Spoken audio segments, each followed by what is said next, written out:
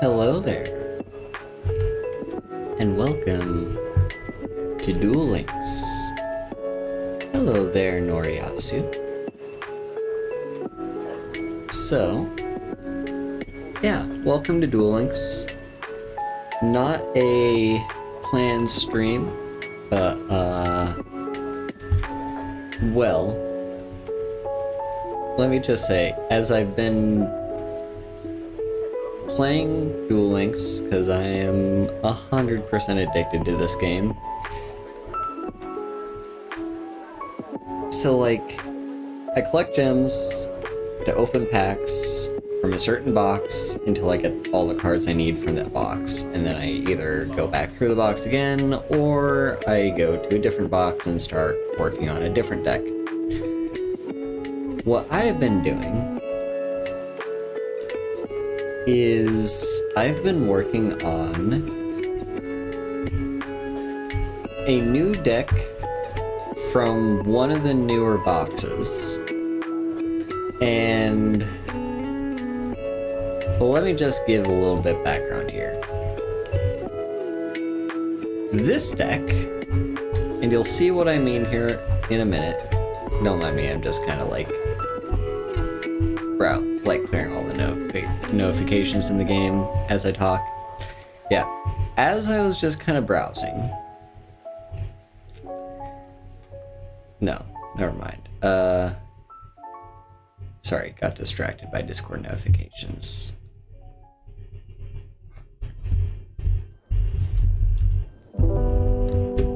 Okay. Yeah, as I was... Yeah, so you'll see what I mean here in a minute. This deck is based on Power Rangers. And for those who have seen every single one of my streams where I play Duel Links, you'll notice in one of the earliest ones, I think it might even be the first stream where I, officially streamed Duel Links. I know I did a tiny bit at the end of my 24-hour stream, but that doesn't really count. So I had Ian here, because they were helping me build, I believe... Well, they helped me build, like, a trap deck so that I could finish a certain mission, and then they also helped me build, like... Well, they told me that I had a really shitty, Dark Magician deck, so I shouldn't even bother, trying to build it. And then they also told me... They also helped me build the early draft of my Rose Dragons deck. So,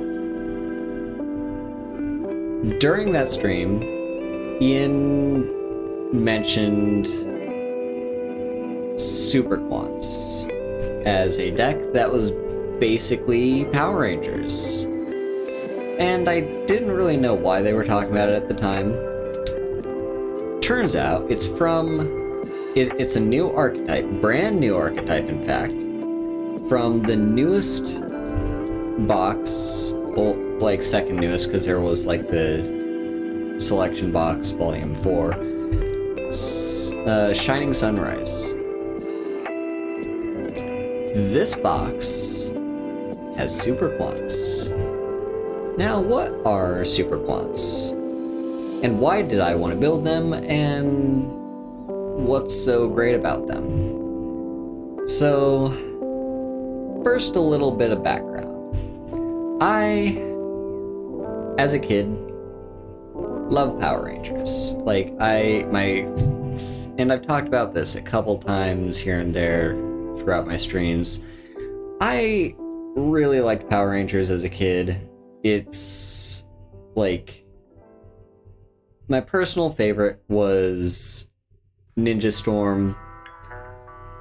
My favorite character in Ninja Storm was a Green Ranger, because unlike all the others, he just kind of was a lone wolf and did his own thing, and he had his own stuff to deal with. And he was kind of a one-man army too, because the Green Ranger could transform himself. And that's not something most, or I think any of the other Rangers could even do at all. Like, that was just a thing he could do. Like, he just kind of went turbo mode occasionally and beat the shit out of people. And his Zord, I think they're called Zords. I know they were called Zords in the original. I cannot remember if all of them were called Zords or not. But his, like, mech could transform just like he could. I can't remember if the other Ninja Storm Power Rangers could as well, but his could. His transformed between, like, mech mode and, like, helicopter mode. And so he kind of, like, had his own personal transformer as a mech. Now, if you're totally unfamiliar with Power Rangers, the gist of it is the gist of it is there are these, like, superheroes called Power Rangers, and there's, like, a big bad guy who they fight every episode, and usually there's, like, 1 or 2 or, like, 3 villains who are just kind of like the main villains throughout the entire show. Maybe the entire season, maybe the entire show. And, you know, they fight. The superhero people wearing colorful tights fight the bad guys. And at least this is how it worked in the ones that I remember. The ones I watched were Ninja Storm and Dino Thunder. And I'm pretty sure, like, so, like, after they defeat the bad guy towards the end of the episode, like, he's dead, but then he gets resurrected by some magical thingy, and he becomes big. He becomes like a kaiju, essentially. And then the Power Rangers are like, oh no, he's gonna destroy the town. What do we do? And then they summon their Zords, which are their, like, mechs, which are their mechs. And the mechs can function on their own, but they're most powerful when they form together into one singular unit, and they become the Megazord, which is, well, their teamwork. Like, their mechs form the body of the Megazord, and they kick the ass of the big bad person and kill him a second time. I don't know if they kill him, because sometimes he seems to come back. But yeah, that's the gist of Power Rangers. Why am I telling you about Power Rangers in Yu-Gi-Oh? Well, that's what Super Quants is. It takes the idea of those Power Rangers and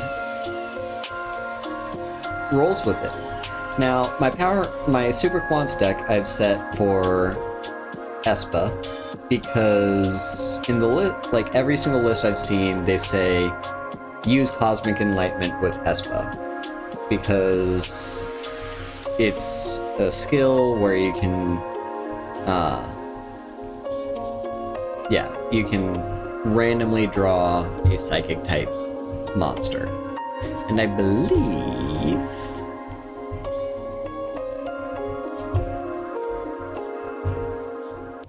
let's see. Yeah, the blue one is psychic. And the blue one is, I think, the most important to draw. It's hard to say. Yeah. Oh, yeah. Yeah. The blue one is, you absolutely want to draw this one. So, first I'm going to show the ideal deck. And that one I have saved up here with Yami Yugi, just as kind of like a backup, because at the time Espa didn't have more than one deck slot, and I need to be able to play him in order to level him up. So this is the ideal list, the one that Ian sent me, and well, let's go through it, shall we? So the Power Rangers, we have 3 of them. We've got the Blue Ranger, Super Quantum Blue Layer, the Red Ranger, Super Quantum Red Layer, and the Green Ranger, Super Quantum Green Layer. These are our Power Rangers. And there's also Super Quantal Fairy Alphen. I have no idea what this is referring to. I can't remember off the top of my head, but like I think maybe the Power Rangers had like a mascot of some sort, and that might be what this guy is.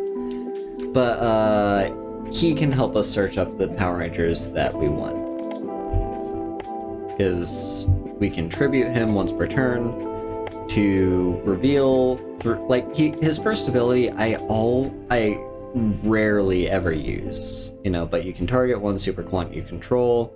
All face-up monsters you can currently control become that monster's level. So if you really need to and you don't currently have like Super Quantal Mega Ship Magna Carrier or something to discard to it, you can use this first ability in order to summon one of these guys. But for the most part, you're using him for his second ability. You tribute him to reveal 3 Super Quants that are monsters with different names from your deck, and your opponent randomly picks one, you special summon it, and then the rest go to your graveyard. So yeah, you play this guy, you tribute him, and then you get one of these 3 at random. And then we're also running Volcanic Shell. Now, why are we running Volcanic Shell? I will explain to you in a minute. Because, yeah, this card might seem very out of place.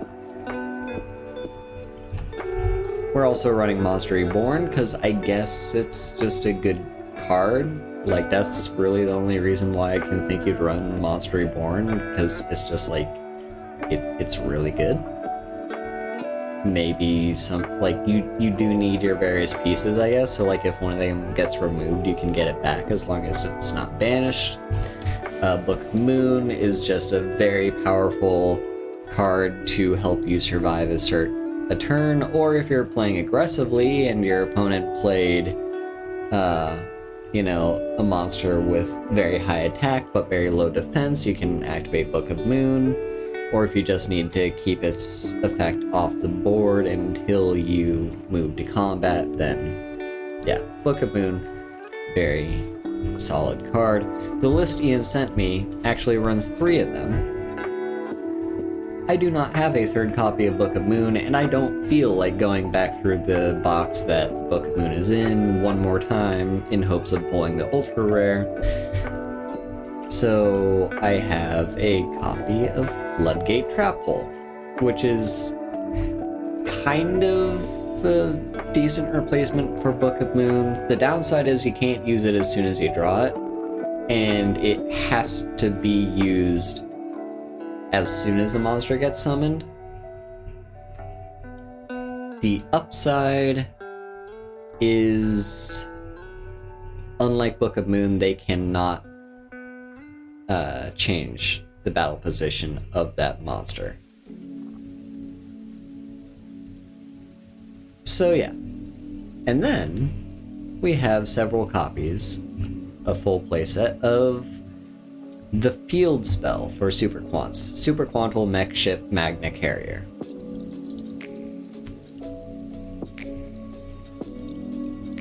How do I best explain this? Well, okay. Let me just say, yeah. So we've got each of the Power Rangers has their own mech, you know, so we got the red mech for the Red Ranger, the blue mech for the Blue Ranger, and the green mech for the Green Ranger. How nice. And would you look at that, they also match each other's levels. So the green mech is rank 4 for the Green Ranger, which is level 4. The red one is level 5, so the mech is rank 5, and the blue one is level 3, so the mech is rank 3. How nice is that? And then here is their Megazord, the Super Quantal Mecha King Great Magnus. This is the Megazord. So, right off the bat, you can see, like, you know, the different mechs. So, the green one requires 2 level 4s in order to Xyz summon it. The blue one requires 2 level 3s, and the red one requires 2 level 5s. You know, that all kind of makes sense. And the Megazord requires 3 level 12s. 3 level 12 monsters. Yeah, might notice that none of our cards are level 12 and none of them can be level 12 ever. That's what this card is for. Super Quant, or Field Spell, I'm just not even gonna bother saying its full name. Our Field Spell is what we use to summon our Megazord. And the other Zords as well. Because basically... So, okay, what does the spell do? Let's talk about that. What does this Field Spell even do? So you can discard a card and target one Super Quantum monster you control to special summon from your extra deck one Super Quantum Mech Beast Xyz monster with the same attribute as the monster you control by using it as Xyz material. So, normally, in order to get the blue Zord, you would need 2 level 3 monsters, so you'd have to have both of your Super Quant blue layers in order to be able to summon it. Thanks to this card, you can do it with only 1. The downside being you have to discard a card in order to do so, and it's only going to come into play with 1 material instead of 2, which is a little bit of a drawback, but it's not going to matter so much as long as we can get out our Zord, our Megazord. So, and yeah, you may notice we want to run 3. I currently only have 2 copies of the blue one. Same goes with, like, you know, the rank 5 and the rank 4. You know, the blue, red, and green, all of them. And this is not a once per turn either. If you have the resources to do so, you can absolutely just discard your entire hand to get all the things. So, that is the first use for the Field Spell. The second use, because it has more text, you can send this card from the field zone to the graveyard, and then target 3 Super Quantum Mech Beasts with different names that you control and or in your graveyard to special summon 1 Super Quantal Mech King Great Magnus from your extra deck. And if you do, attach the targeted monsters and their materials to it as Xyz materials. So,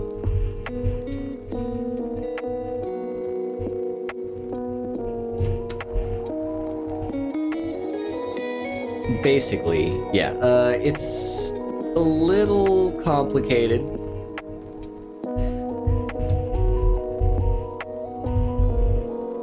Because, yeah, like, well, there is one problem with this deck, and that is the fact that you actually can't use this last ability here unless the mech... Yeah, you can't use that last ability here unless you have a zone to summon the Megazord 2.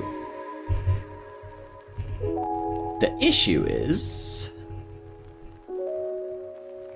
as in Duel Links there are only 3 monster zones. So even though you're getting rid of 3 of your monsters, you don't have an immediate zone to summon this monster to. So you do need to kind of free up one of your zones somehow. Luckily, you can do it, it's just not ideal. Because do remember, this also uses stuff in your graveyard. So what I typically do is... one last thing. Let's just talk about these abilities before I get into that. Something I love about these monsters in particular is they function like mechs. None of them can attack unless it has material. Think of the material as the pilot. So, you know, you got the Power Rangers piloting their Zords. If they don't have the pilot in there, then they're just kind of sitting ducks, you know? Nothing is controlling them, so they can't attack. Also, that's kind of why it makes sense that with this field spell, you can summon them with only one thing, because it is literally just, you got your Zord, and you got your one Power Ranger climbing into their one designated Zord. Like, that's just how it works. So, yeah. And the great thing, too, is all of these have an ability where you can attach another a super quantum monster from your hand or field as material. So, like, if you've already used the material of the card so it can't attack, you can still use the ability to get more material for it, and it's basically having one of the Power Rangers climb back into the mech. That's kind of how it works, you know? It's really cool and very elegant as to how it works. So yeah, you know, and all of them have various abilities. And their abilities, you can use them in any deck, you know? These are kind of generic. They don't specify anything more than levels, so like you can run all these in just any decks that can Xyz summon rank 5s, rank 3s, and rank 4s. But what's really unique and elegant about them is they synergize with the color Power Ranger that they represent. So the green mech obviously belongs to the Green Ranger, right? So if the Green Ranger is in the green mech, it can use its ability at any time. This effect can be activated during either player's turn if this card has Super Quantum Layer Green Layer as Xyz material. And all the mechs say that for their relative card.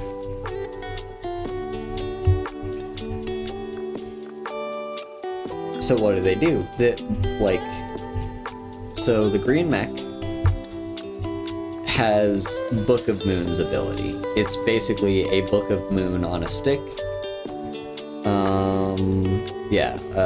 Target one other face-up monster on the field, change it to face-down defense position. It's exactly the same thing that Book of Moon does. Then the blue one, target one spell or trap on the field and destroy it. And the red one, target one monster on the field and destroy it. So, yeah, basically, what I usually do, if one of my mechs if one of my Zords hasn't already been destroyed, if I have them all out, I will use this card's ability to blow up one of my own other mechs. Or I guess it can even target itself. Yeah, it can target itself. But yeah, I blow up one of the mechs. And then that clears up a space for me to summon my Megazord. So why do we want the Megazord? What does it do? Well, first off, if this card is sent to the graveyard, you can special summon 3 Super Quantal Mech Beast Xyz monsters with different names from your graveyard. This card gains these effects based on the number of Xyz with different names attached to it. So, yeah, first off, if this dies, you can get all your mechs back. So, like, don't worry, the Megazord just falls apart, but the mechs are still there. And yeah, because remember, this card gets material based on each of the Zords themselves and all the material they already had attached to them. So if, for instance, you know, best case scenario would be if we had one more monster zone, which should be the case once Link Monsters happen. So this deck will probably get a little bit better once Link Monsters are introduced. But basically,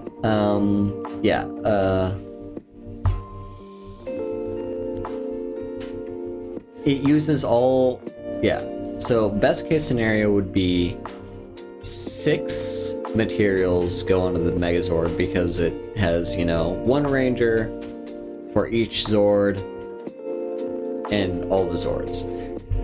So that could get 6 materials. And when it has 6 materials, your opponent cannot add cards from the deck to their hand by card effects. So they still get to draw their 1 card a turn, but they don't get to search anymore. And that is very powerful, because a lot of decks need the ability to search. If it has 4 or more, which, currently I can't get it to 6 or more, at least not reliably. I theoretically could if I were to, you know, continuously use the ability to attach super quants to these things, but yeah, in general, it's not easy. If it's got 4 or more, it's unaffected by card effects except super quant cards. So if your opponent has removal, they can't target it. Like, they have to rely solely on combat. And then if it's got 2 or more, so like it can use this ability pretty much all the time. Once per turn during either player's main phase, you can detach material to shuffle 1 card on the field to the deck. So it's not destroyed, it doesn't trigger any destruction effects. They do still get to redraw the card, or if it's a card from the extra deck, they still can summon it again fairly easily, so got some ups, got some downs, but in general, it's still pretty decent effect, I'd say.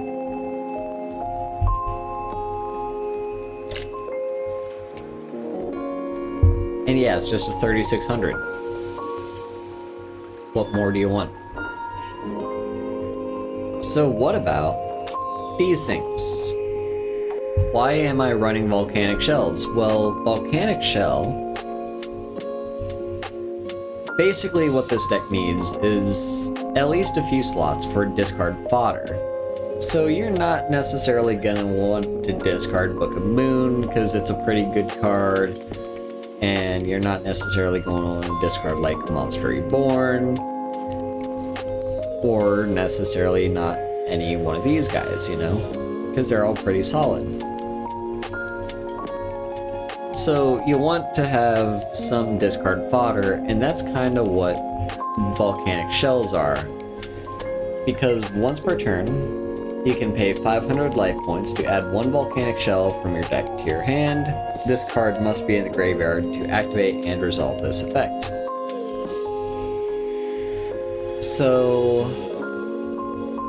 yeah, Volcanic Shells are the discard fodder to use this effect to summon the Zords for each of the Power Rangers.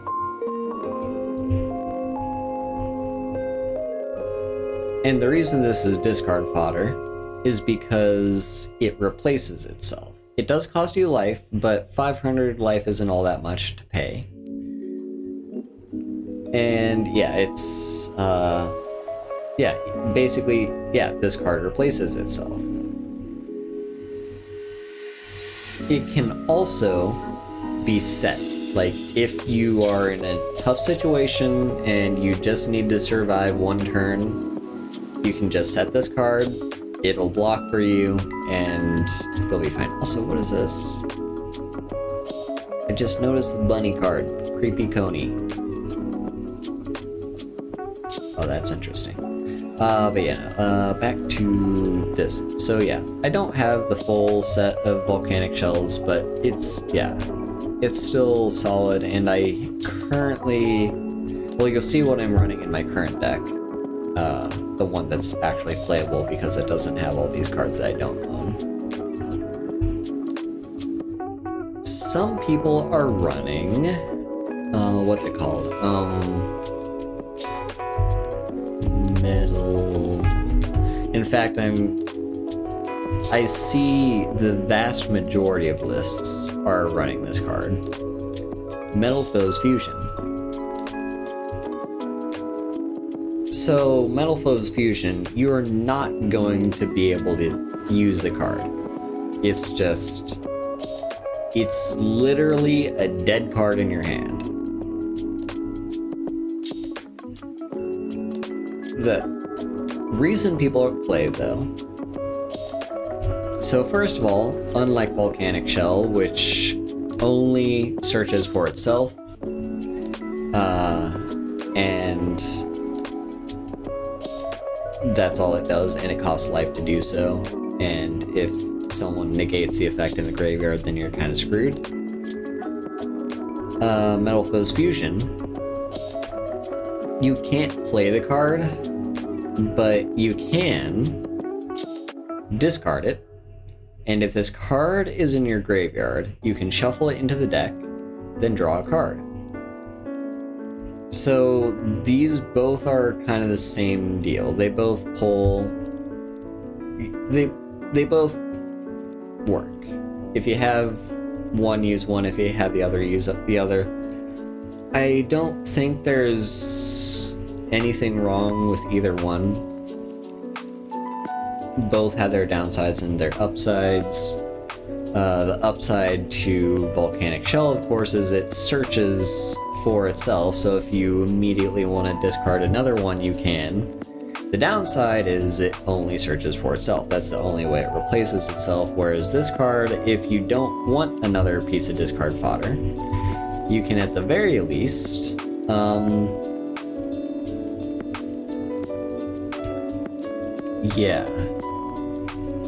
you can at the very least, like, get something new and hope maybe you draw one of your Power Rangers or something.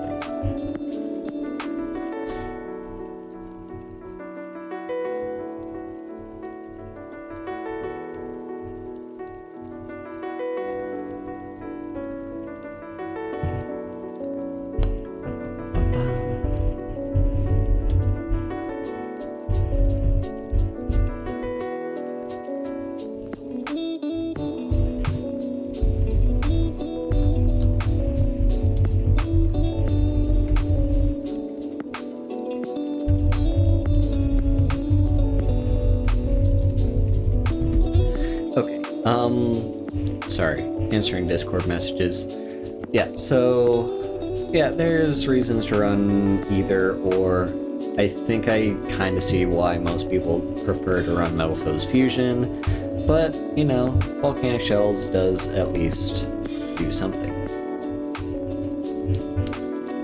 And they both kind of do the same duty, which is just a card you can discard to super quant mech shit and not have to worry about it like you being down a card, because it at least will replace itself.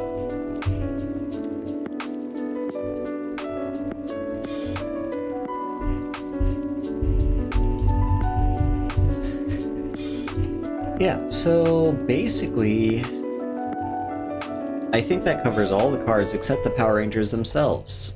So what do they do? other than get in the mix? Well, I think, so like all of them do something similar. All of them have a summon effect, so when you summon the card, either normal or special, it will do something. And they also have an effect that happens when they go to the graveyard. By any means, you know, they die, they get discarded, they get, hello, Iowa! Yeah, they die, they get discarded, whatever, like any you use them as material, anything, then this effect activates. So yeah, all the Power Rangers have a summon activation and a goes to graveyard activation. So what are they? So the green one can special summon another Super Quant from your hand. And like if you have 3 of the green ones in hand, they can all summon themselves and you've gone up like 3 cards with a single summon. That's great, but not ideal. Yeah, and so this is like one of the better effects in a way. Its graveyard effect is you can discard a Super Quant to draw a card.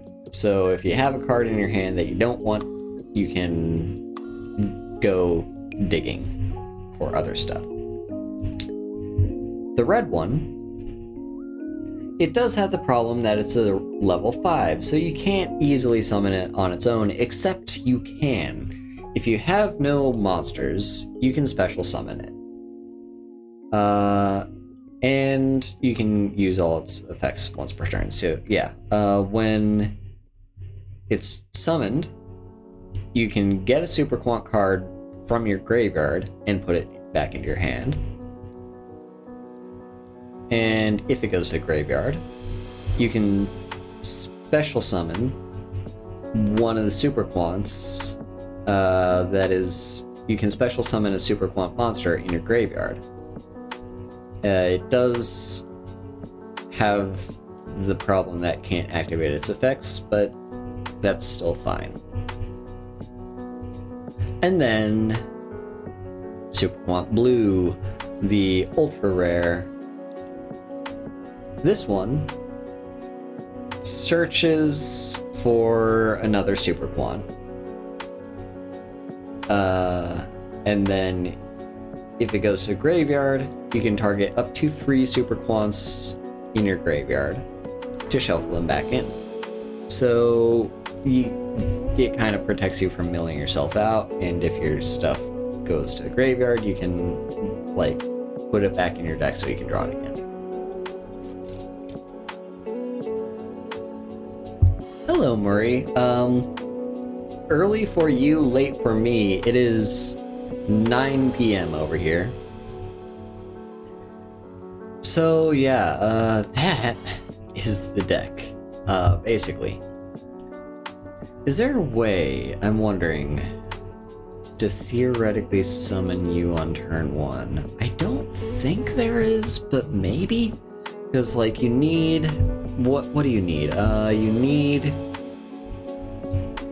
Obviously the field spell. I think... Okay, yeah, so what you'd need to do is turn 1, like the first play you do is summon this guy off of his effect. So that's a special summon, then you use the normal summon on the green guy to special summon the blue guy, and then the blue guy can search for something. So, like, let's say you're on the draw. So you're not going first. That means you'll have 5 cards to work with. You just went down 3.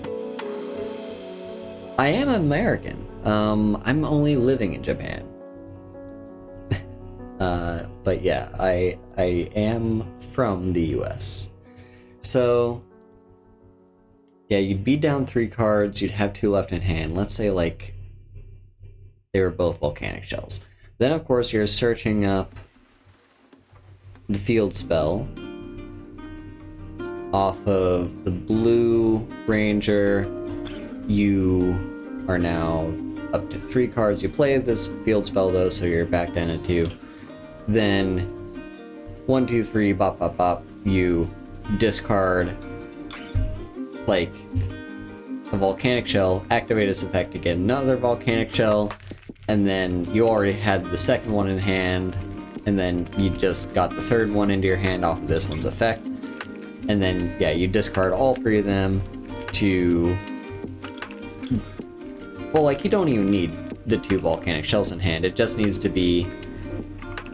The starting hand has to be 1 volcanic shell, all the rangers, and some other card to discard. It doesn't even need to be a volcanic shell, and that's how you would be able to summon on turn 1 the Megazord. But this is the version of the deck that I currently can't play because I don't have all the cards I need to it. So I'll show you the version that I'm currently playing that is slightly different. It's fine here. Like, it's kind of neat and cool to be living here on my own. It does have this slight issue of it does get lonely living by yourself, you know, like I have not had a hug in how long? Like 10.5 months? Yeah. So if you're willing to give up hugs for a full year or 2 years, then yeah, I recommend living here. It's fine. Like, if you came here with a different person, it'd be a different story. But, you know, it's neat. It's cool to be living on my own. Like, as much as it sucks to not have company, and I do get lonely easily, it does at least have the upside of, like, I have a lot of freedom to do whatever I want. If I want to walk around the house naked, no one can stop me. Yeah. You don't know what I'm wearing right now. I'm wearing a dress, by the way. So, anyway, this is a version that I'm running. It's actually running a few less cards than what's in the other version that I showed you. Yeah, so obviously I don't have the full set of the blue and the red one, and I only have 2 volcanic shells, and I don't have a second copy of the red mech beast, but the mech beasts you don't usually need more than 1, I've noticed. Like, sometimes if you go late in the game and you've somehow still survived this long, then you might need them. I love you too, Murray. And thank you for the hugs. I should make a hug redeem. Why don't I have a hug redeem? Interesting. I'll think about that later. But yeah, basically, yeah, it's very similar to the other deck. I'm also running a copy of Forbidden Lance, just because, I don't know, it's a pretty good card. It's a combat trick, usually. It also stops whatever it targets from being affected by spells and traps. So, like, it's entirely possible to use it defensively, too, if you need to do that. But yeah, this is the deck. I've been talking about this deck for like 50 minutes. Probably closer to like 45 minutes, but still. That's a really long deck tech. The thing is, I'm not very practiced at giving deck techs. I know you're usually gonna want to keep them to like 5 to 10 minutes. But whatever. Let's do some gameplay, right? Let me show this deck off. And I'm going to start by playing against the Vagabond. So yeah, you're going to get to see this deck in action. Hopefully we get to summon the Megazord and beat the living shit out of our opponent. It did seem as though they were maybe playing blue eyes, which, if that's the case, it will kind of suck a little bit. Okay, so we're going first. We have a discard fodder, we've got Monster Reborn, and we've got our field spells. So first thing we want to do, I think, is summon you, activate your effect to get one of our 3 rangers.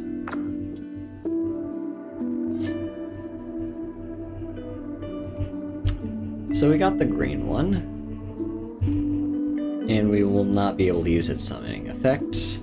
However, the others, look at that, we got the red layer triggered its effect, so yes, I will be using that. Thank you. I will summon the blue ranger.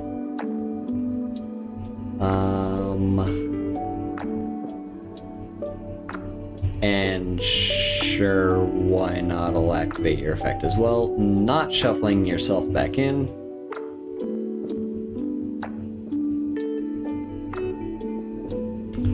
And summon you this way. Awesome.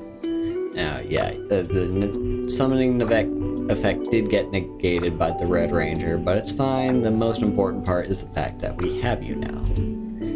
So now we will activate our field spell to summon the mechs. So discard you, and I guess I didn't need to I didn't need to shuffle in the red one. I could have used Monster Reborn to get him back. That is something to think about. It's entirely possible I could have summoned the Megazord this turn. Anyway, we're gonna discard our volcanic. We're gonna discard our volcanic shell, and it doesn't really matter because we're gonna summon both. I'm gonna summon the blue one first. The blue one is great at defense, though. By the way, it's got terrible attack, but excellent defense. Now we're gonna activate you. Pay some life. Don't want to change the effect. And now we can activate you again to discard and get our green ranger, his Zord. Yeah, we'll summon you to defense as well. The green one is kind of like, it pulls double duty. It can be offense, it can be defense. Both are equally viable. Anyway, now I think we're just kind of hoping that we draw the green. Oh yeah, this is definitely blue eyes. At this point, we're kind of hoping that we draw the red Power Ranger. And then, yep, there we go. Well, I will not stand for this. I'm gonna activate Book of Moon you. Yeah, sadly we cannot do the discard thingy, but that's fine. Come on, red. Come on, red. Okay, it's not red.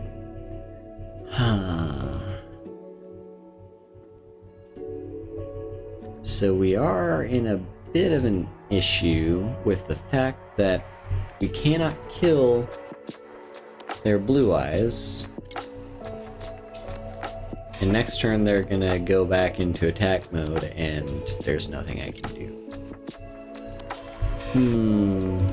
So it's possible that me fluffing that opening, because I do think I had the opening to just barely be able to pull it off if I'd done it correctly. And then there's a thing. Yeah, sure, whatever. Okay. Yep, we're gonna be losing our monsters, which is sad. Okay, come on. Activate you in response, because you're gonna be dying anyway, so might as well get rid of whatever card they just set. And sure, let's activate your skill as well. I'm not going to be shuffling back in the Zord though, because we want that in our graveyard actually. And we have a second one in our extra deck in case we need it. Huh. Well. Oh no, we've got this. We've got this. Okay, watch this. Activate. Let's search for, yep, our 3 rangers, and it does not matter which one we get. We're kind of hoping for red, but we got green. This is fine though. So we get green. And then...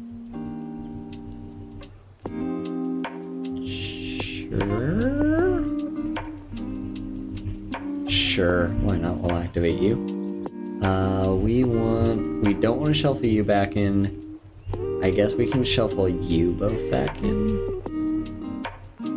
Well, no, because you're also going to have that effect, right? Huh.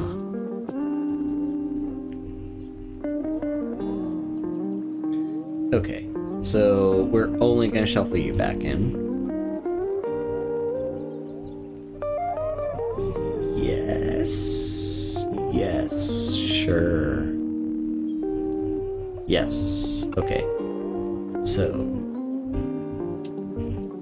special summon you.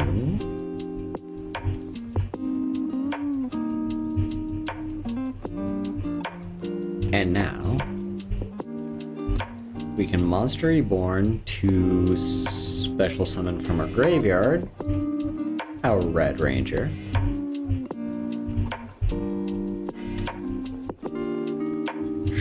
Sure, we can activate its effect. I don't... Oh, fuck. No! Fuck. I fucked this up.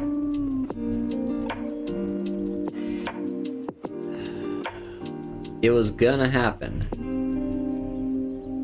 But I just had to activate that effect, didn't I? Fuck. This is fine. I'm still getting used to this deck. Which one do we shuffle back in? I guess... Let's shuffle in green. Then I'm gonna activate the effect. Discard you to get the green back.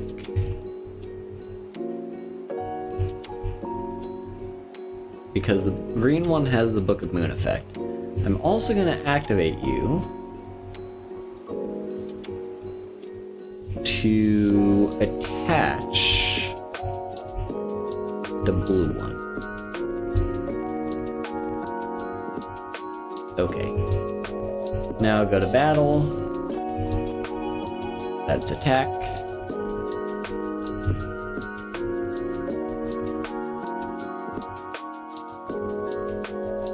Okay. Next turn, assuming we can keep our red one intact, we should be able... Okay, that's fine. I don't know why you're running Luster Dragon. It doesn't do anything. Alright, Book of Moon time.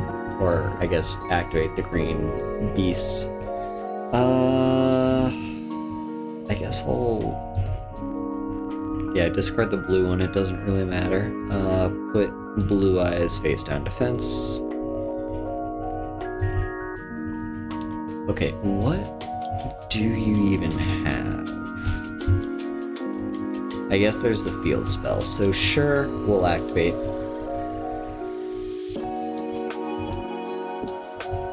I just realized you have 21 cards in your deck as of right now. Like, you've drawn how many? So you got 4 in your graveyard, and then 3 on the field.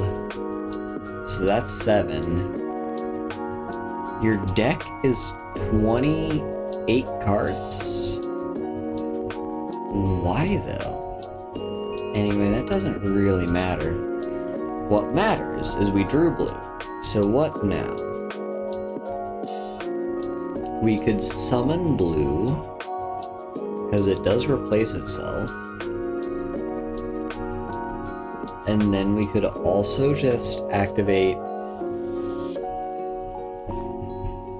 Yeah, hang on. I might have something here. Okay, so summon you. Activate. Get back.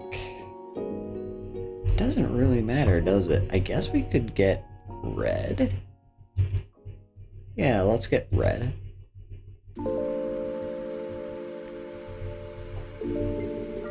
Hang on.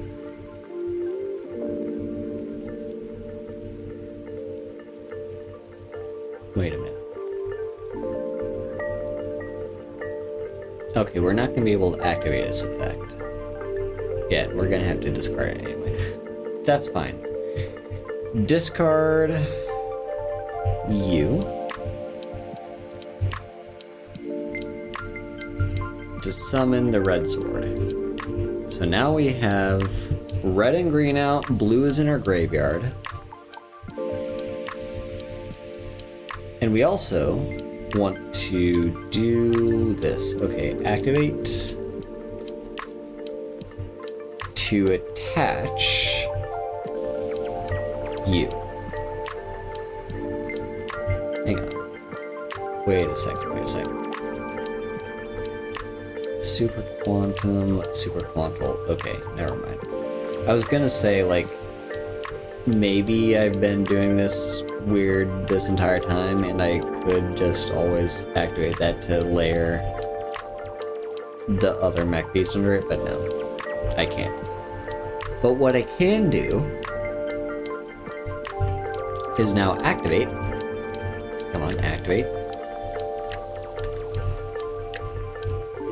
It's time to summon the Megazord. Super Quantal Mech King Great Magnus, go! We got our Megazord, and would you look at that? It's got 6 materials on it, because what did we get? Well, we got, obviously, the 3 Zords themselves, and yeah, we got the 3 Rangers too, because 2 of them were riding in the same mech together.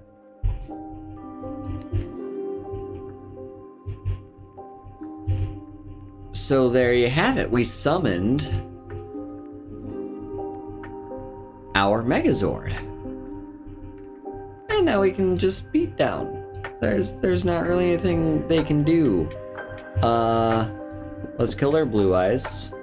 Because they can't touch this card. We can shuffle anything problematic back in as long as it's the main phase. They can't search for cards. We are just doing very well.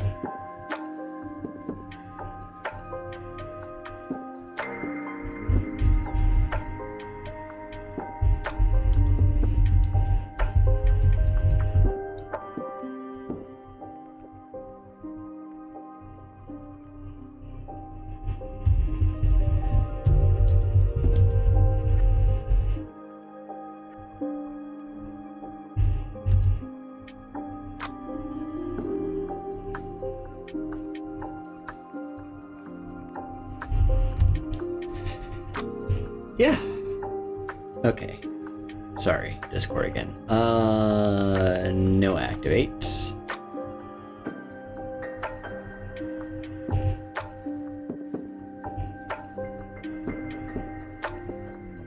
Like, whatever they do, we're kinda safe. Set Book of Moon, I guess. And here we go again. What? Fuck.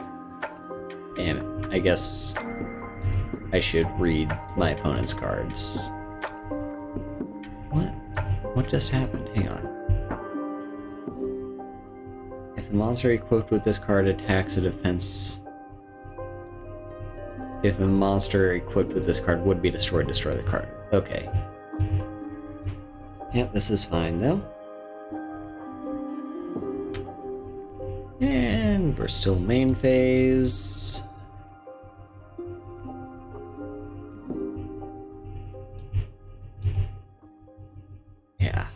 Now, I will say there's one problem I have with this deck, which is it is kind of slow. And it has a lot of moving parts, and if you mess one of them up, like you've seen me do a couple times in this game already, like, yeah, it's a kind of slow deck. It's not hyper aggressive, I would say. And yeah, sure, we'll summon our entire trifecta of defensive cards. You know, we got our Book of Moon, our Trap Hole, and our whatever. Awesome.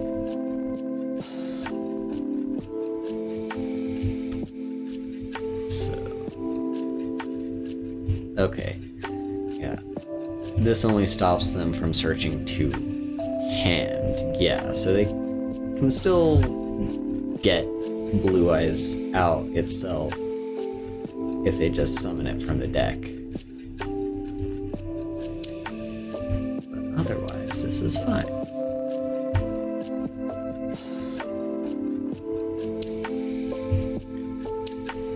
Okay. Now they've got a tuner. They activate it though to do what? Okay, so they got a second Blue Eyes out.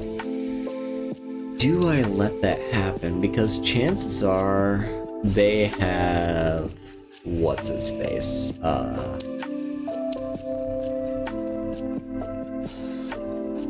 The Twin Burst. Chances are they have Twin Burst in their side deck, so I think we have to stop this card from happening. I think? No, shit. Never mind. I was hoping... I never know. I never know. I'm still learning the rules of Yu-Gi-Oh! And I'm very unsure. Like, in some cases, flipping a card face down does stop all the summoning conditions. I think that's the case with like tuners and stuff. But in some cases it doesn't. Like here, it didn't matter that their Blue Eyes was face down. They still had the second Blue Eyes and they were perfectly able to summon this card. So yeah, I'm very much still learning the rules to this game, and I still don't quite understand which cards flipping them face down will stop. Like, do they stop Zix cards? Do they stop fusions? Do they stop, like,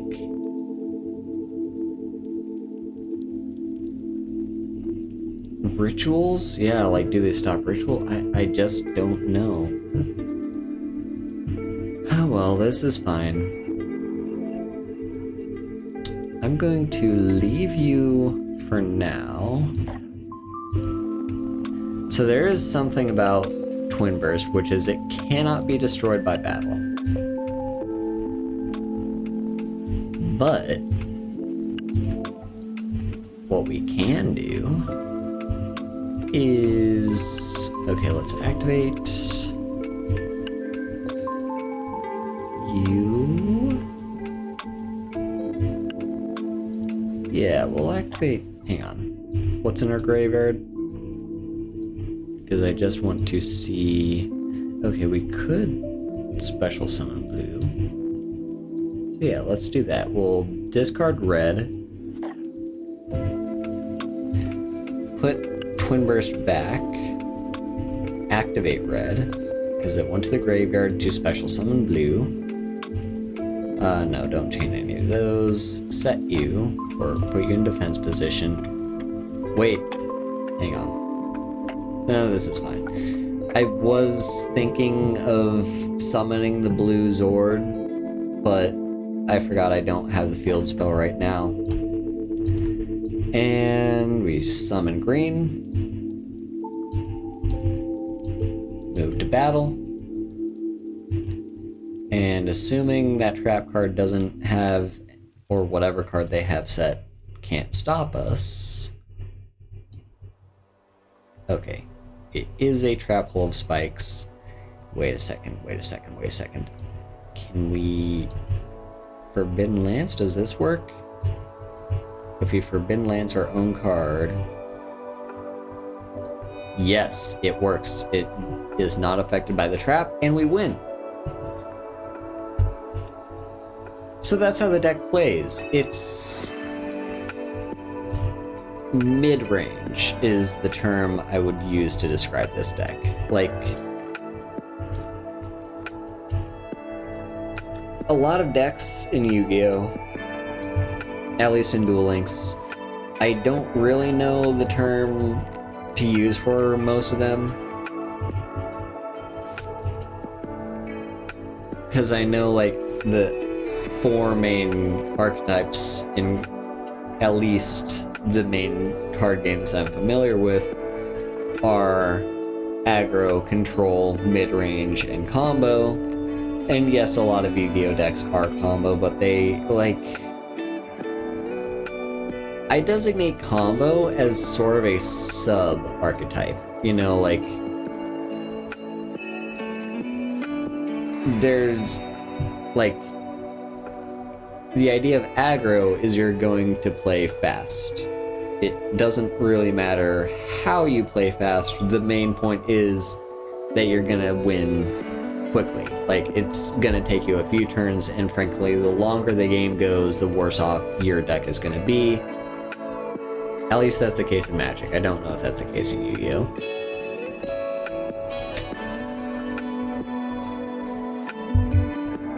Then there's Control, whose job is to kind of control the entire board and then slowly, like, you know, keep the game under your, like, under your command, so you kind of get a say in what monsters your opponent gets to summon or not, and, like, you are removing a lot of cards from play, and you're really basically making your opponent fight uphill. Like, if you have the high ground in a control deck, you're doing what you're supposed to be doing.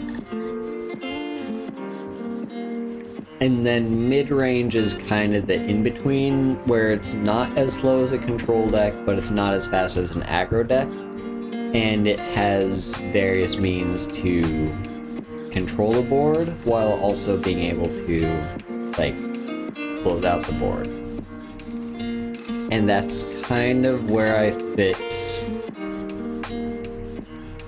Super Quants, is I think, because yeah, with a lot of these decks I really struggle to decide what the archetype is, because, like, yeah, Blue Eyes is, like, I guess you could say mid-range, but it's kind of an aggressive mid-range deck. Like, yes, it doesn't necessarily win after, like, the first few turns because it doesn't do piercing damage, and it's not great at destroying your opponent's stuff necessarily, so, like, your games are gonna go for a few turns back and forth. Meanwhile, I would say Noble Knights is a more aggressive deck because it can win on turn 1, and it tries to win on turn 1. Harpies, I would argue... There's a solid argument for saying Harpies is mid-range or control. Both would be valid arguments. But yeah, the point being, like, Rose Dragons would be... What would that be?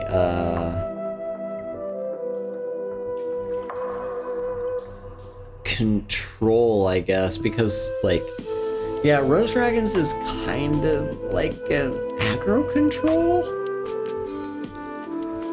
Maybe? Really, it's just a combo deck. Like, that's all I can say about Rose Dragons. It's just a combo deck. It doesn't control, it doesn't aggro, it just wins. But yeah, that's how the deck works.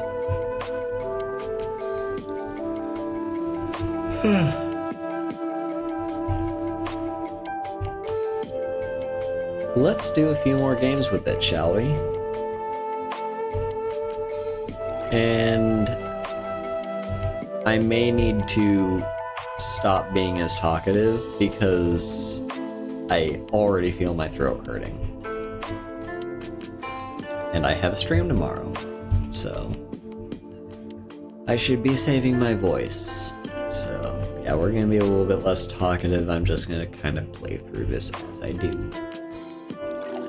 And maybe I'll make fewer misplays, because I do need to make, like, I do need to keep in mind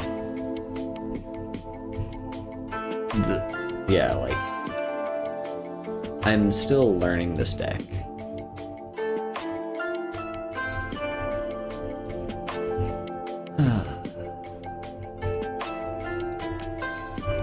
So.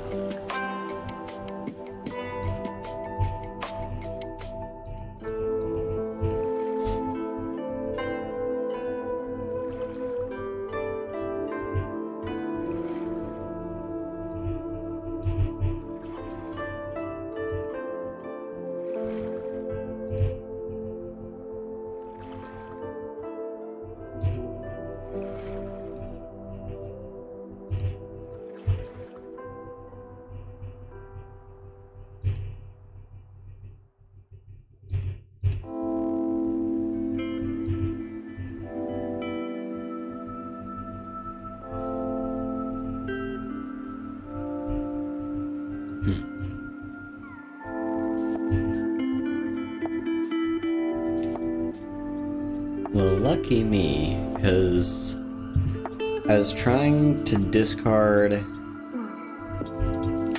I was gonna discard this to draw a card, and then try to... Yeah, I was gonna discard it to draw a card, and then I was going to use Blue's effect to search for the second copy of the field spell. But the effect got negated, but luckily I did draw it. So we're still fine, and I'm wondering, is there any way for me to summon our Megazord this turn? I don't think so. This is a situation where I would love to have that third copy of Volcanic Shell, because sadly both are in my opening hand, and they cannot search for each other when they're both in my hand already. But still, I'm gonna do what I can, and maybe I can do something up. I'm not actually sure. So yeah, let's get our Zords. Which Zord do I want? I guess I want red and probably blue. Green's very useful, but I think we're fine without green for now.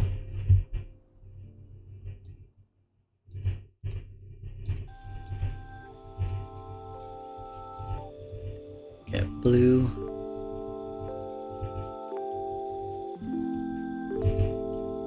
Now, I wish I saw what card. Huh.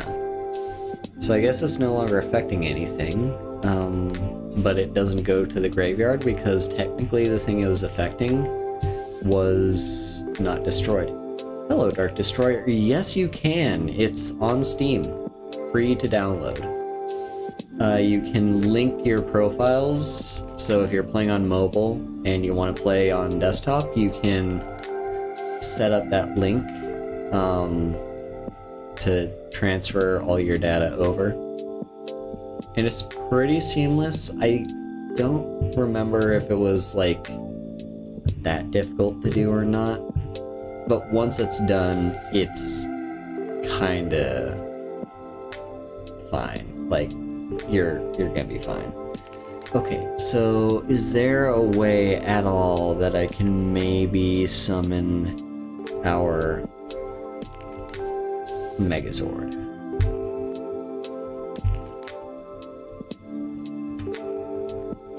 Nice, nice.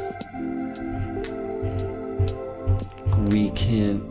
so...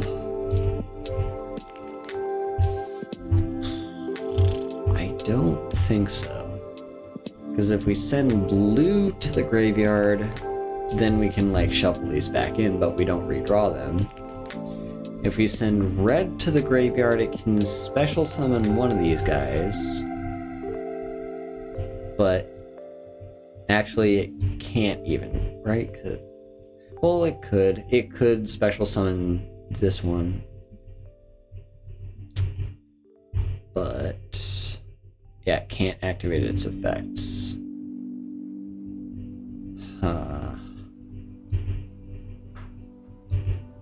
And you don't do anything because you need something to discard first. Nice, I'm glad you're enjoying it.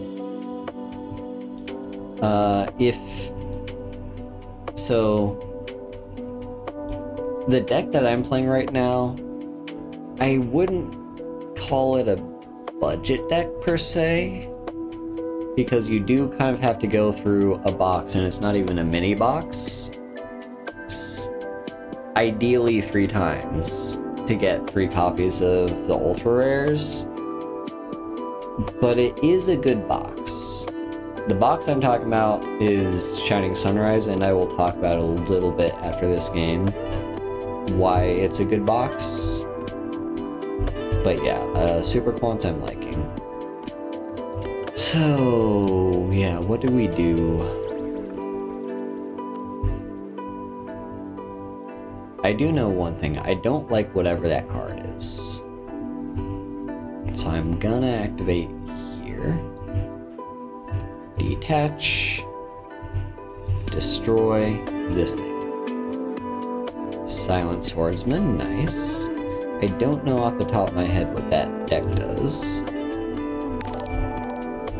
Thank you for the follow, Serenity the Sky Angel. Okay, let's shuffle back in these 3, keeping blue.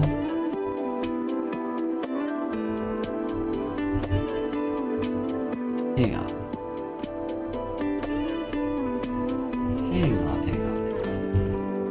Yeah, chain the effect.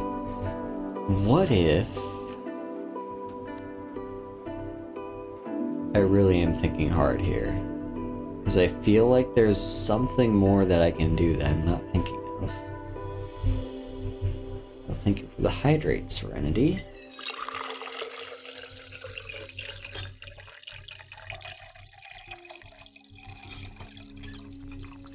So if we activate...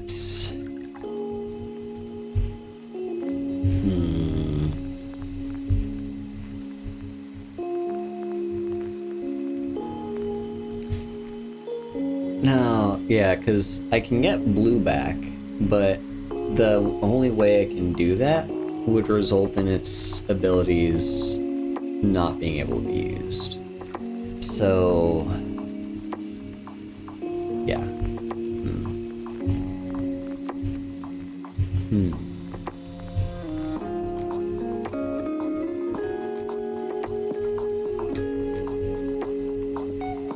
Well...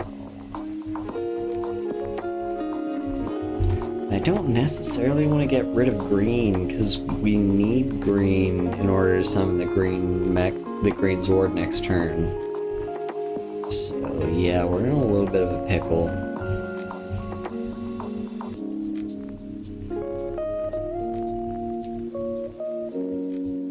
Ah well.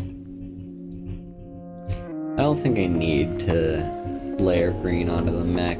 Let's just go to attacks. They've got Kiteroid in their hand. That's fine though, because they now have nothing in their hand. They are in top deck mode. Okay, sure, whatever, they put a thing there. Now we should be able to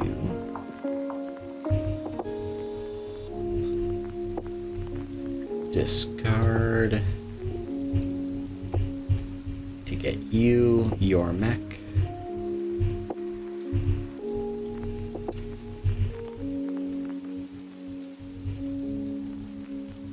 And now what?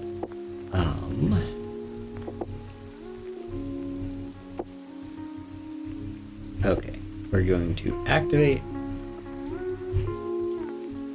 to destroy our own mech to clear up a space. And yes, I am going to summon you again. Why am I doing that? Because I just wanted to clear up a space. Well, the reason I'm doing that is so I can activate this effect to layer it back in, and that is one more piece of material for our Megazord. This is not going to be 6 materials, sadly, but it's still going to be over 4, and it's going to be just one more activation that we can do of its like special effect.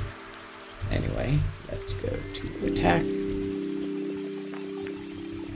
Okay, activate Kiteroid in the graveyard, that's fine. Because now there's really nothing they can do.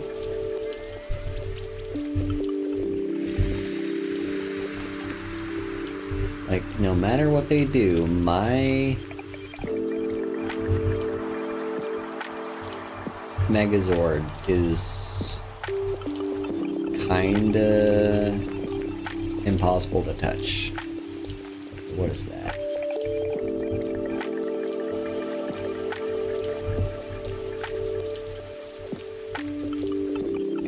Okay, that's fine, I guess.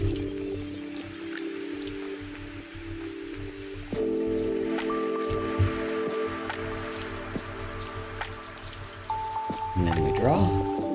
It's Book of Moon. Let's go back and summon our green.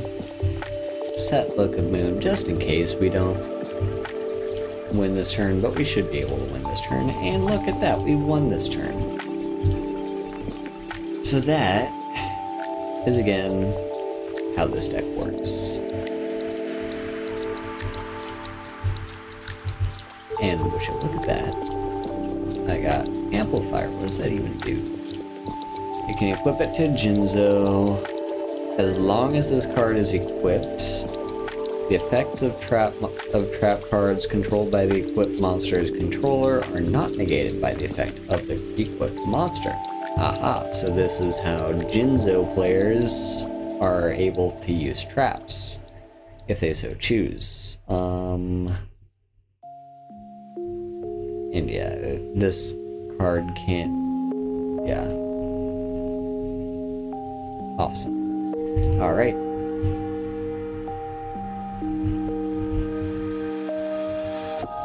Oh, Super Quants is so fun, even though it is a little bit of a slow deck. Also, I'm not sure how the AI would play it, because some decks the AI seems to know how to pilot, and some decks the AI is just like, I'm gonna make the worst plays you have ever seen in your entire goddamn life. So, a little bit of column A, a little bit of column B. Let us open up the pack, because we now have 50 gems.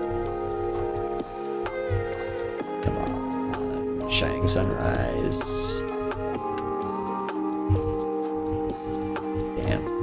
Yeah, I'm still trying to pull for one more copy of Super Quant Red, the Red Beast. I'm gonna have to go through this box one last time so that I can pull another copy of Super Quant Blue. And then, what else am I missing? There were like 2 other cards I'm missing. What were they? I know one of them was the volcanic shell. Oh well, let's check real quick. What do I still need?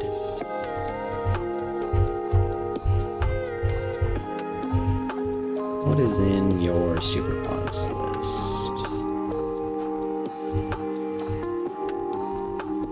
I think it's red, right?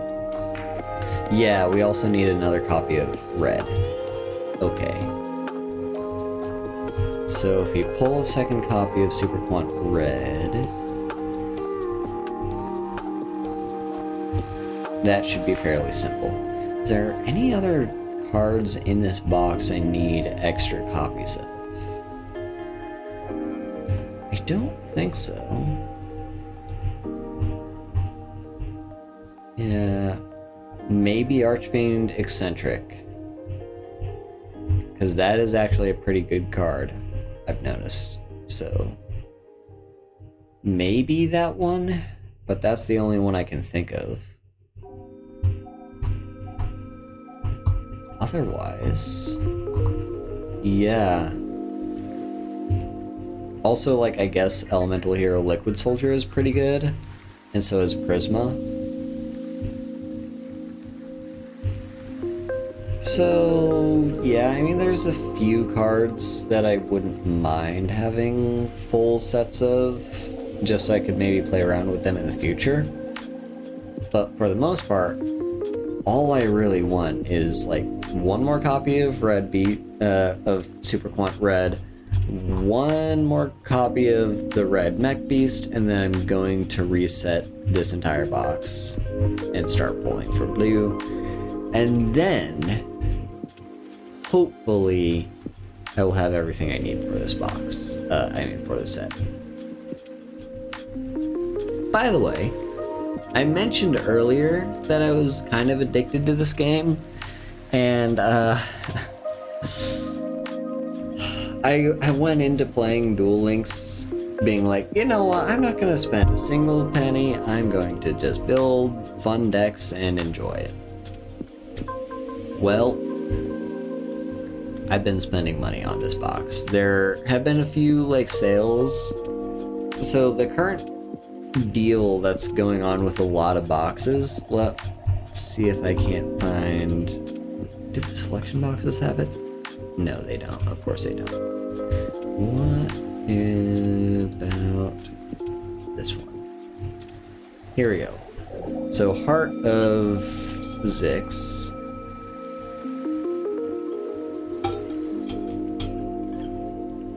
It's this little thing here, the reopen deal, which is like for $3 you get 10 packs.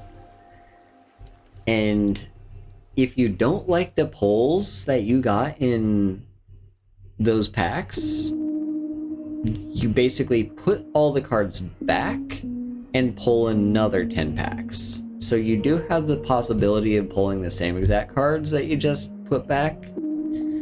But essentially, like, this is nice if you're trying to dig for a specific card and you don't draw it, it's like a re-roll on that. Or if you're trying to just get the maximum value out of the packs, like if you say open a bunch of packs and only got one super rare and everything else was a rare, then maybe you'd re-roll and hope that you got, like, I don't know, 2 super rares, or maybe even an ultra rare. So that's kind of, and yeah, it does it twice. So you get the reopen for 10 packs and a reopen for 20 packs. Of course, the 20 pack one also has a price go up. And I may have done that for several boxes. I did that for Shining Sunrise, which is why I can't do that anymore. I did that for like 2 others. What were they? Let me just see if I can't remember off the top of my head.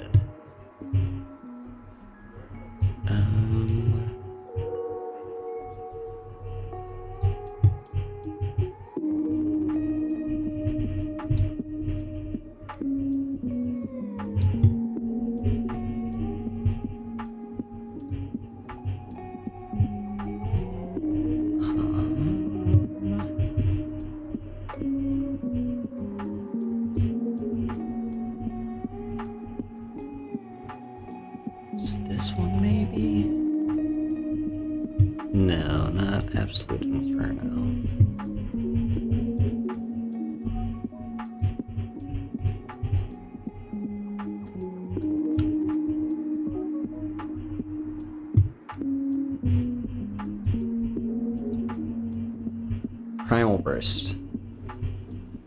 Yes, this was it. Because in Primal Burst, I was digging for the volcanic shells. Because I didn't have any, and despite the fact that one of the characters loves volcanics and seems to be very built around volcanics, apart from the skill that character comes with, you don't actually get volcanic shells at all from leveling up that character, or even randomly from dueling that character. Like, you just can't unlock these cards. You can only get them from this box, which is a little annoying. So I went ahead and did that just to pull for the volcanic shells, and I did pull 2 of them, and I also got, like, you know, a few nice stuff. You know, I've got Lightsworns, which Lightsworn is an archetype that I've been building around. I also got Forbidden Dress, which is a card that I have yet to actually see people run, but it is part of the Forbidden cycle, and that's a pretty good cycle, so I can't be upset about that. And then, yeah, there's like one other box. I can't remember off the top of my head. Oh wait, no, I can. It was like the trains one, right?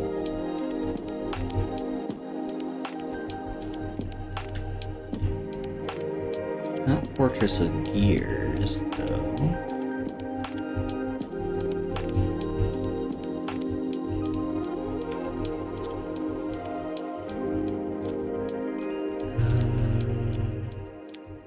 Maximum Gustav, that was it. Yeah, I also pulled from Maximum Gustav, partly because I didn't pull the 3rd volcanic shell. I was really hoping I could get a copy of Metal Foes Fusion. I did not. I sadly was unable to pull this card. Despite the fact that it's a rare, yeah, I still didn't get it. But I got some other stuff. I'm silently in the background trying to build trains. So let me go over to the train deck. Actually, not yet. First, I want to, hang on. Just first go back to you. Just because I want to.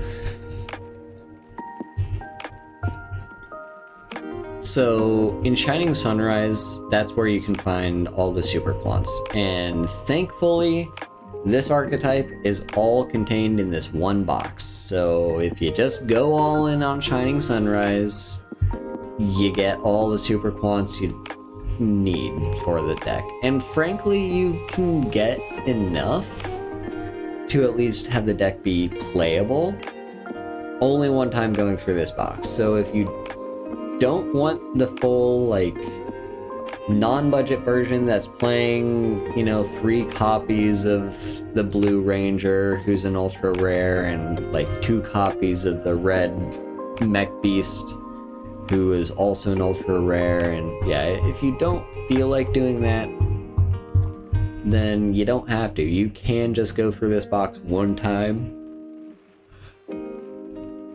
You can just go through this box one time and have a playable deck. But also, there's more to this box than just this one archetype. Like, for example, Elemental Hero Sunrise, the face card of this entire box, is a very solid Elemental Hero Fusion monster. And there's a few other Elemental Hero support cards in this set, like these 2, and they're great.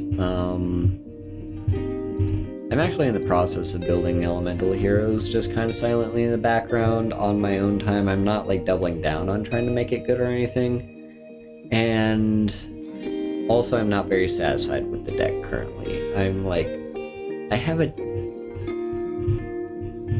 decent deck, but it's not perfect by any means. And by the way, I'm probably going to be ending the stream here soon because I have started to yawn regularly, and it is now past 10 p.m., but I just want to ramble on for a little bit more. Yeah, there's like a few just kind of random cards scattered in here that are kind of nice. There's a new Monarch card, so isn't that something? But there's, to my mind, two other archetypes in this box that really stand out besides Super Quants. And those are Fossils and War Rocks. So, starting with Fossils,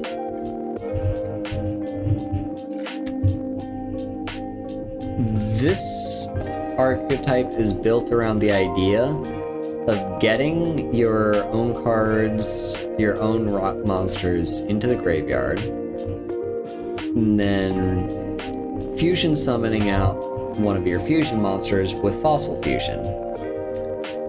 And among the card, like, Fossil Warrior Skull King is kind of like the main one that you're gonna want to be fusion summoning. But there's a bunch of other good ones. So yeah. Fossils is built around fusions, and it's a pretty solid card, pretty solid archetype. The second, well, I guess the third archetype in this box that you can pretty much build just by going through the box is War Rocks. Now, War Rocks I've been experimenting with a little bit, and currently I'm not super impressed.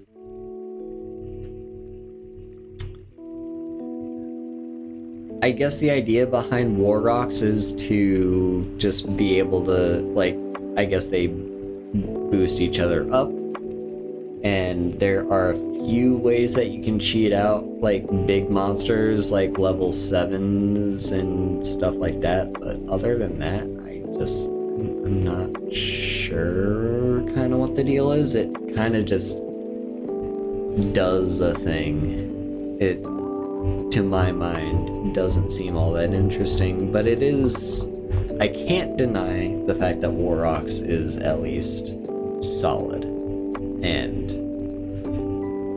if you go through this box just to build Super Quants, you might as well build War Rocks, because chances are you're going to be getting a lot of the cards for that archetype. So yeah. And yeah. When am I going to be done with this box again?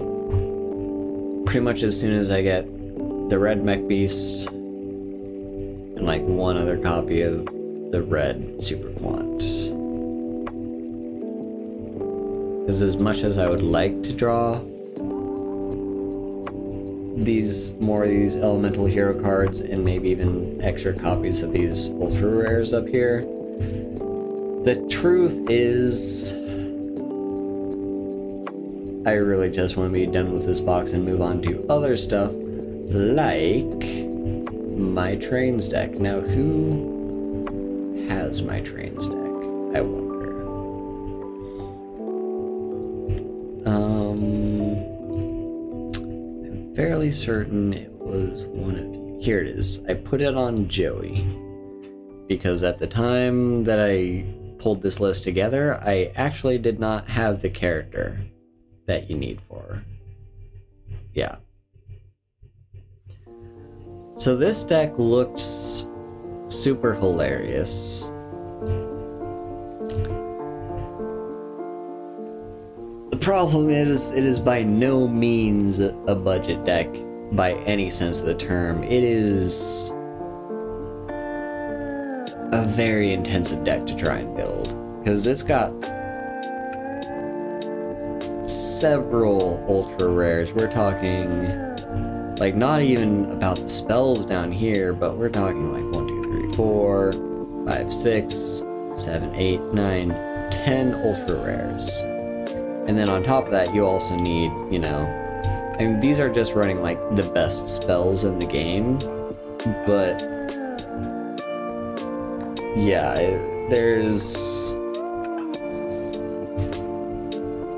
this is a very, very intensive deck, and I'm honestly not looking forward to trying to build it, because it's gonna be hard to get all these cards. So what, I'm gonna have to go through, like,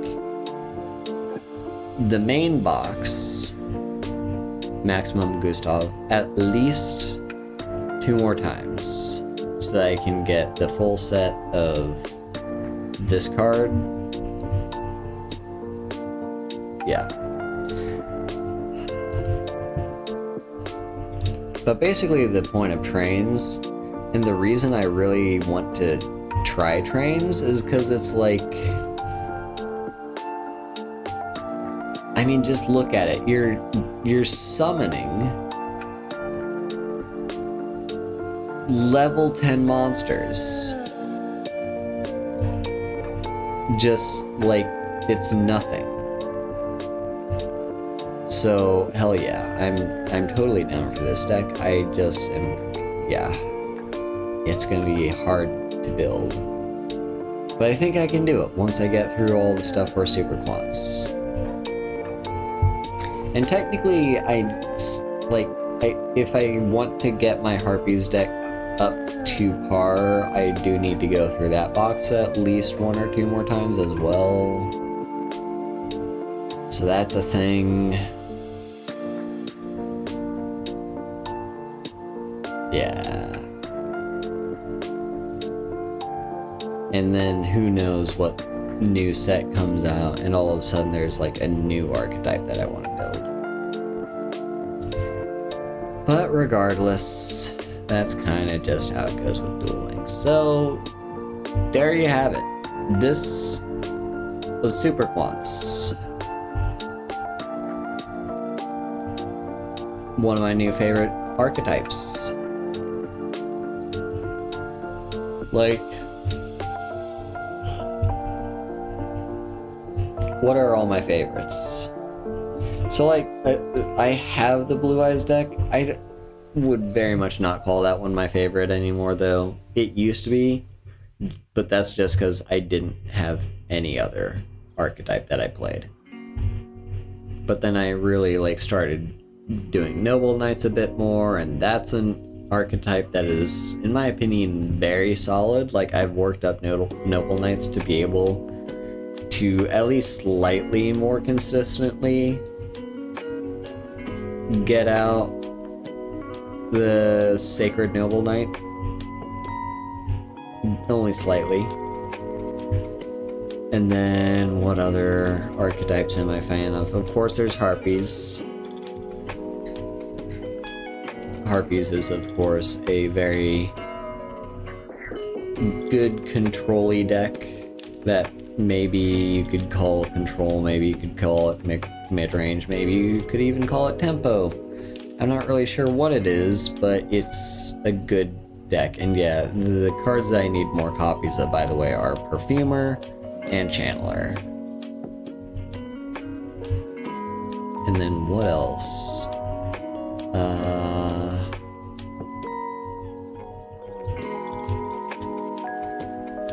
Yeah, there's Lightsworn is one that I'm like just kind of experimenting with, because occasionally I get missions that say win a game with a certain number of cards left in your deck, and it's like, it's hard to do that naturally, mostly because it's just like intentionally fluff. Like, I wouldn't normally play a game for so long that I only have 3 cards left in my deck. Lightsworn is a self-mill deck though, and by that means it fulfills that purpose, and therefore I've been playing Lightsworn a little bit. Because yeah, the idea is also, this is a thick version of Lightsworn that I built just for the sake of Scud, because I had a mission that was so annoying to try and do. It was like using Scud, I think it was. Or maybe I didn't even have to use Scud, I just had to use someone. Against Mokuba at level 30, you have to banish 3 of his cards 3 times. Well, yeah, you have to banish, like, 3 different times with your card effects, banish 3 of his cards. And it's like, that wasn't easy to do. I tried building this deck in a way where, like, I could use Michael's ability to banish once per turn, but, like, you have to have life to spare, first of all, which Lightsworn is not good at. And second of all, you have to, like, yeah, there's just a lot of difficulty there. There's War Rocks, the version that I built. Just kind of threw it together. Not sure why the list I was looking at was running Archfiend Eccentric, unless it's for the fact that you contribute this card, then target 1 monster on the field, destroy it, or it has the other effect, the pendulum effect, to target 1 other spell or trap on the field, destroy both it and this card. Yeah, that's probably what it's for. And that's actually a very good effect too, because, like, you can set it as a pendulum for free and just immediately get rid of it, so it's kind of like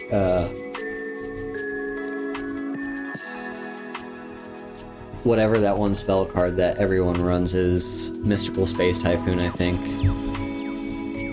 It's like that, but it's not a spell, and it has the second effect that you can use if you're willing to use up your normal summon for the turn. So that's probably why people run this card, and I do not blame them. And yeah, you know, we got all their War Rocks. Most of them are actually rares, so it's not a big deal. You do kind of want to have the field spell, which happens to be a super rare, so kind of good luck to you there. And then there's this guy, the big beat stick. So that's War Rocks. The FA deck that I have, I just kind of play it because it's fun. I don't think it's necessarily good, but it's a very interesting machine deck full of these level 4s and 1 copy of this level 6 that just get bigger the more times you activate spells within the archetype. So yeah, it's just pretty fun deck there. Then there's Aramage, the control deck that I may have showed off last time. I don't remember if I streamed myself playing Aramages at some point, but this was the deck that I was building before I moved on to Super Quants. Or was it Harpies? I can't remember. And then what? Then there's Fossils, of course, the one that I just showed off. This deck is actually, I'm kind of close to being able to build it myself anyway, because the list I was looking at the only cards in the list that I don't have are cards that are unlocked just by leveling up Crocodile Gem. So yeah, then what else is there? Rose Dragons, of course. Still one of my favorite decks, even though I don't really play it that much these days. I've moved on to different horizons, but it's still very much a deck that I love its existence, and I like playing it.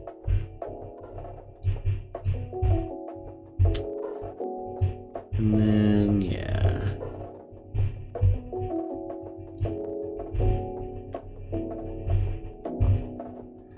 way, you may notice that a lot of my characters are level 10s. And that is because for every character in the game, once you reach level 10 with them, you just get 50 free gems. And you know what costs 50 gems? A pack. So I've been just kind of grinding that way to try and get my 50 gems, like get as many sets of 50 gems as possible to open packs more frequently, which is why I've been kind of I focus on the characters that are below level 10 to get them up to level 10. Then once they get past level 10, like, yeah, there are ways to get gems by leveling them up further. Like, for instance, let's go over to you. Sure, let's change you to be my active character. I just want to look at you in the character menu, though. Yeah, so you're level 30. And yeah, you know, leveling you up further, I could get a total of 450. That's 900 gems. That would be 18 packs just by maxing her level. The problem is it gets exponentially harder to level up a character the higher level they are, so leveling her up that much is not going to be easy. So yeah, that's kind of why I started with like just getting everyone to level 10 first. But yeah, I've talked myself out. My voice is not enjoying this. And it's late. I need to get to bed soon. So yeah, thank you all for coming to the stream. This has been Super Quants. If you like my content, here is my links, all there. And yeah, what else is there to say? Well, yeah, this is all the places you can support me. You can find my various, you know, you can sub to me on Twitch, you can leave a tip through Stream Elements, you can also even buy me a gift on Throne, because I forgot I have a Throne page and someone actually recommended a Throne item to me, so there you go. You can go to Throne and get me things too if you would rather know what your money is going towards. So yeah, what else is there to say? Well, right, tomorrow, Skyrim stream, usual time, which is 11 and a half hours from now. So there you have it. That is the plan. Thank you all so much for coming.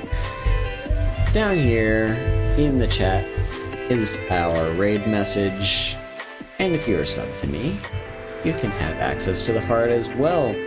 This message, by the way, you can copy and paste when we get to our raid target, and I believe I'm gonna try and raid Maddie, who is my VTuber mama.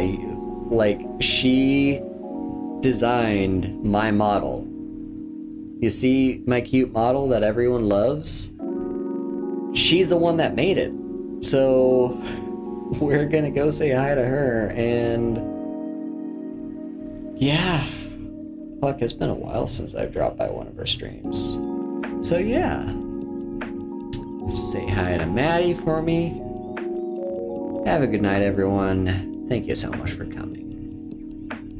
Bye-bye.